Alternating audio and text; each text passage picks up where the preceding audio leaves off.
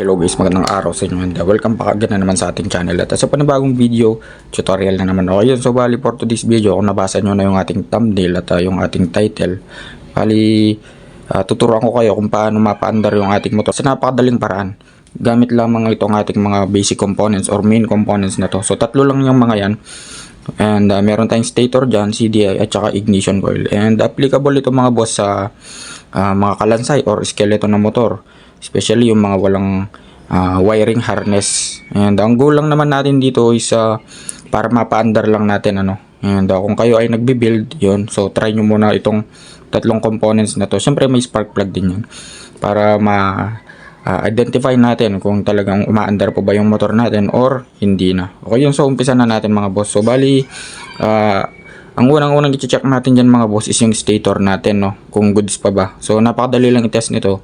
And gagawa tayo ng separate video kung paano mag-test ng stator kung gumagana pa ba at hindi na. Okay? So sa stator natin mga boss, siya yung nag-a-act as a generator ng ating motor. So bali siya yung nagsusupply ng kuryente sa ating motor. And may mga wires yan. So bali stator drive nga pala yung gamit natin ngayon, no?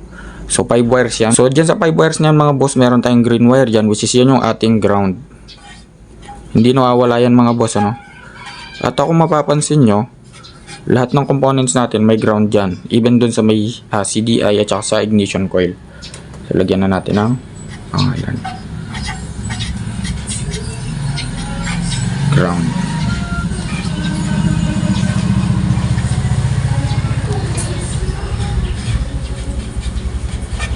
Ngayon mga boss, yung ground na yun po, pwede nating itap yan sa chassis, or sa negative terminal ng battery. Pero mas mainam kung sa chassis at pagsamasamahan na natin yung mga grounds na yan.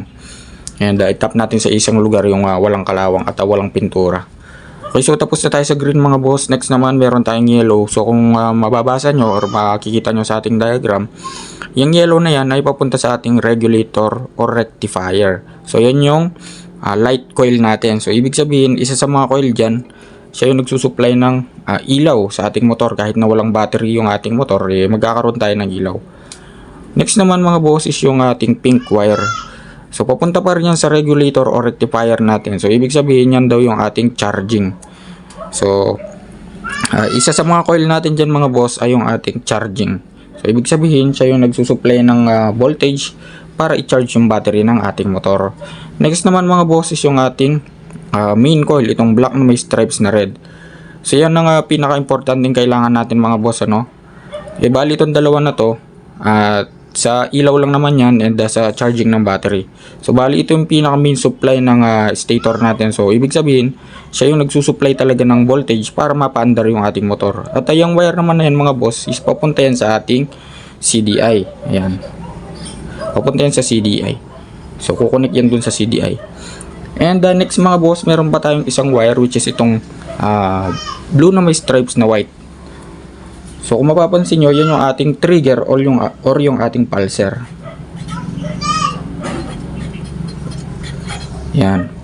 Okay, so dito kasi sa magneto natin mga boss, meron tayong kunya dito. Yan. So kapag ka itong kunya na to ng ating magneto, kasi tuloy-tuloy na umiikot yan, naka-attach yan sa ating crankshaft. So kapag tuloy-tuloy umiikot yan, every hour, every minute na dumadaan siya dito sa ating pulser, kasi itong pulser natin na to naka-fix to. Okay, so every hour, every minute na dumadaan siya dito sa ating pulser, siya yung nagbibigay ng signal dito sa ating CDI. Okay, so sa CDI natin mga boss, tapos na tayo dito na tayo sa ating CDI. So sa CDI natin mga boss, meron din tayong 5 wires dyan. So tapos na tayo dun sa isa, which is dun sa green. Yung green natin is dyan yung ating ground. Bali 4 na lang. And kung mapapansin nyo yung black na may stripes na red natin, so dun din ko connecta yan. Tapos na tayo dun. At yung blue na may stripes na white natin, so dun din ko connecta yan. Ngayon mga boss, kung mapapansin nyo, meron pang dalawang wire yan, which is itong black na may stripes na white. So papunta daw yan sa ating ignition switch. Okay, next, kapag ka ito nag-supply mga boss, itong stator natin, itong main coil natin, itong black na may stripes na red, kapag yan ang nag-supply ng kuryente sa ating CDI, which is capacitor discharge ignition, siya yung mag-hold ng kuryente. Ngayon, Para pakawalan ng CDI yung kuryente, kailangan dumaan muna itong magneto dito sa pulser.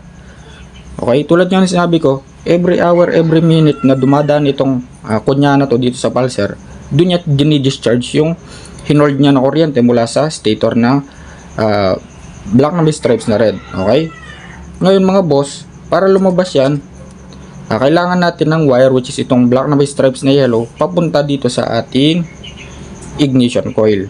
Okay, so sa ignition coil natin mga boss, dalawa lang naman yung wire dyan.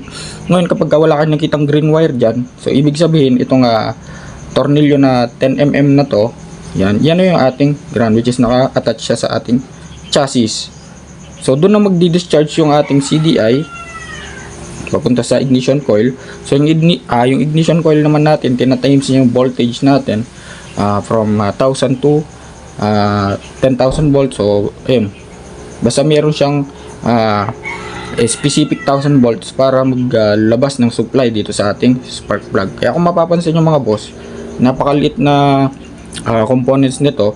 Ayan, stator, napakaliit lang yan, pero kapag hinawakan mo yung spark plug cap natin, yan, itong sikwa ako na tinatawag, napapansin nyo, kukuryente kayo, no?